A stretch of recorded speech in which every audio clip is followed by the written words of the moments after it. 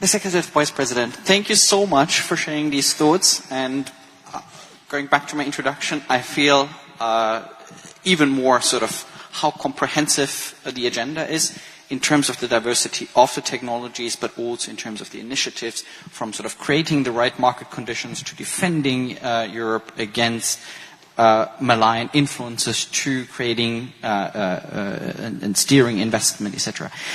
But sort of, since this is a foreign and security policy group, let me sort of ask the first question, sort of right spot on probably what is the elephant in the room in many of the discussions these days, which is the US under the Trump administration. I mean, we have seen recently Trump sort of threatening countries with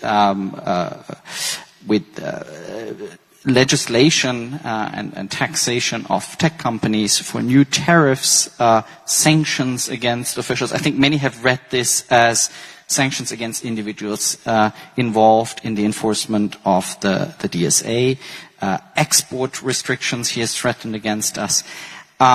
You have just earlier this week, I think on September 1st, sent a letter again to the U.S. House, emphasizing again that you are committed to implement the DSA.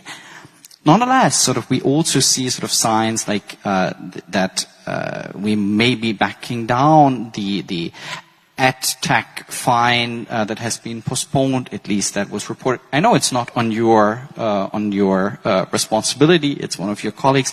But sort of my question is, what is the right strategy to sort of forcefully push back and sort of also send the signal both to the European people, but of course also to the Trump government, that yes, we are truly committed to enforcing European legislation, primarily, I guess, the DSA in this case? Yes, we have had this discussion with the US administration now during the last months about our rules, and I think it's still important that we are explaining what our rules means really, because it's important to underline always that, because often in the USA side, it's very much seen that we are somehow targeting US companies with our rules, and of course this is not the case, because in the European Union we have very fair and transparent rules for everybody. These are same rules for European companies, from the Asian companies, from USA companies, and we want to make sure that we have a fair and safe democratic environment also when it comes to digitalization. So these two major legislations we have, Digital Markets Act, is something that we want to make sure that the big players, the gatekeepers, they are not misusing their very dominant market position to block new innovations and block the SMEs and other players from the markets. And with the DSA, we want to make sure that online services, that they have practices in the place, that they are mitigating and assessing the systematic risks what their services are posing to our societies, because nowadays we know that the digital platforms, they are very powerful when it comes to economy and also society, and it's important also that they are respecting our rules and they are making sure that illegal content or illegal products are not spread online.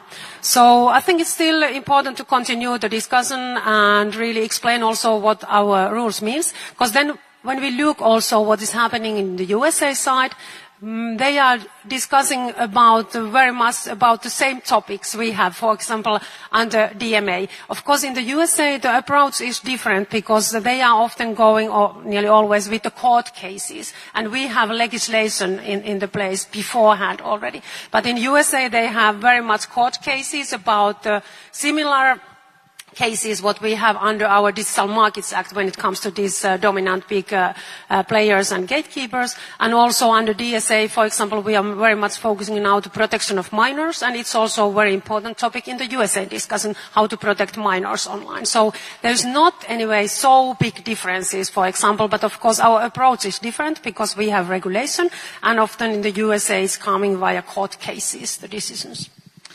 Well, that's a crucial point, I guess, to highlight, but may I sort of tease you a bit on that further and sort of ask you, do you feel that is coming across? Do you feel that we are making progress in the conversations with the Americans on that? Is there a growing understanding of this? I have had conversations, of course, now during the last months with them, and yes, I think we are also making progress.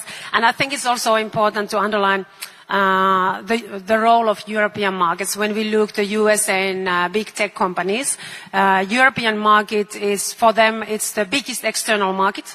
And for some of them, this is the biggest market, that they have more users in the European Union than they have in USA. So, of course, this is super important for them. And the companies, they fully understand, of course, that they have to respect our rules and legislations when they are operating and making business in the European Union, because this is all over the world. When you are doing business in other countries, you have to always respect their legislation. So, of course, the big tech, they are always defending their business interests, but they understand that they have to comply with our rules, and this is a super important market for them. Well, that's certainly encouraging. I know time is limited, but I want to get to the second actor on the world stage that you mentioned, which is China. Also dear to my heart, as I'm covering China as the senior analyst for China in this institute. And you, of course, mentioned rightly sort of the enormous dependency that we have on Chinese technology, especially on the critical raw materials, but also sort of writ large. And our response conceptually is apparently de-risking, reducing these dependencies, making some progress, but it is hard. I mean, we are deeply intertwined as a European economy as well. So my question is that sort of the sole way forward? Do we have the time? Or don't we have to also think a bit about sort of managing these dependencies? In this institute, we have been talking a bit about reverse dependency. So how can we make sure China remains also dependent on European technologies? What is your thinking, sort of how, to what extent is de-risking about simply reducing dependencies? To what extent is it also a management and keeping reverse dependencies? Europe has been, of course, very open for the foreign investments and foreign technologies and companies. We have been open for business. And I think that the COVID pandemic was really also a wake-up call for us, that in certain sectors we have become very dependent on certain countries, because we have been very, of course, big part of the global value chain, and we have been very, very openly doing business all over the world. So that was really a wake-up call that also we need to have our own capacity, especially I think it was focusing very much to medicines and to semiconductors, for example, during the COVID pandemic. And of course, Russia's attack to Ukraine also showed us how risky it is to be dependent on energy, for example, from one country. So that's why it's very important that we are all the time identifying now the critical sectors where we have to have our own capacity also, that in all circumstances we are able to operate always. But also we need trusted partners. And for example, when it comes to critical raw materials, we want to also mine and produce and also circulate these products and materials more in the European Union in the future. But it's also important that we are also diversifying our supply chains here, and we are also looking that we are not dependent on one country or one company when it comes to certain products or certain services which are very critical for our societies or technology. And this work is going on. But of course, it will take time, because we were very big part of the global value chain, and now we see that the attitude globally has changed, and because of the geopolitical situation, everybody is looking much more carefully at their risks. And also in the Commission side, we have also decided that always when we are making decisions, we are always looking also to security aspect of each decision. And of course, we have to also always look at the economic security, but also the security when we speak about critical sectors. Thank you so much. Plenty could be discussed. I know your time is scarce and you have to leave sharp at 6. So I think there's room for one urgent question from the audience. If there is one, then please raise your hand, be quick, and then we'll take this. Okay. My colleague Giuseppe is the first and brave one. So much. I'll be very quick. Thank you, Executive Vice President. My question is regards your remarks at the beginning when you listed a lot of technologies that we think we need to develop. If you were to say what is the priority list, Instead of saying we need to do all, yes, but what do we really need in 2026 or 27? What would you prioritize? Thank you. Yes, we have listed these like 3 critical technologies where we have to be competitive in the future, and these are AI and quantum technologies and also semiconductors. And somehow, of course, the semiconductors are super important because they are very much precondition for any other technologies, that we have to have capacity when it comes to semiconductors, and especially now when AI is very much, of course, driving the world. It's important that we have capacity also to design and manufacture also AI chips in the future. So I see that chips and semiconductors, when we speak about technology, is very important to have also the knowledge and capacity here. But of course, AI is also equally important, and especially we have, I think, a lot of opportunities there when we are now combining our AI developers together with our industrial base, with our automotive industry, with our healthcare, with our pharma, with our energy industry, because we can be so much more productive when we are combining and bringing together AI developers and our traditional industries. And I think I want to also underline, of course, the role of quantum. It's not in next year maybe, or it's not in 26 or 27, but now we have to make sure that we are boosting investments here, and also we are pooling our expertise, because quantum is something that Europe is not lagging behind. We are very strong in quantum computing, and now we have to keep the pace, really, that we will keep the leadership. But I think very positive news for our technologies is really that you have seen that all our member states in the European Union, they are committed now to heavily increase their defense industry spending.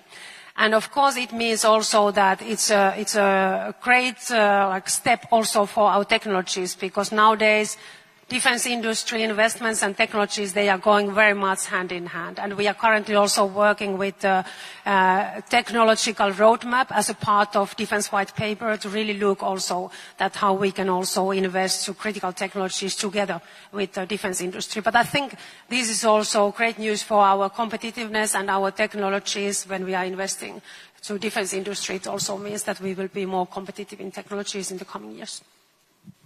Before you let you go, I'll ask you a question that also my director asked the HRVP earlier today on her way out. And this is, you're 9 months into the office. And we Europeans tend to be always self-critical and sort of seeing rather the challenges and not so much the opportunities.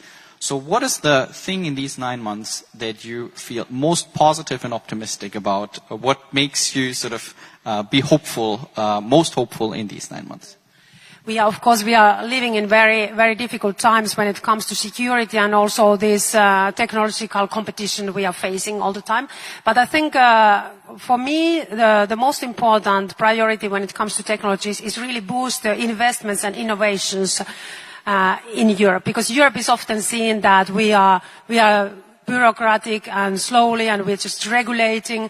And I think we have changed the attitude. So I think Europe is now seen more as a place to invest and innovate. Of course, also all these global uncertainties, they also mean that investors are also looking at that kind of continents which are reliable and with trustworthy decision-making processes, and always it's not bad to be bureaucratic and slowly, because it's also, of course, important for the investors, long-time certainty also. And I think Europe is seen more attractive place for investments and innovations than before, and especially when it comes to AI, it has been very positive, I think, how much our industries and also global investors are willing to invest to European Union in this sector.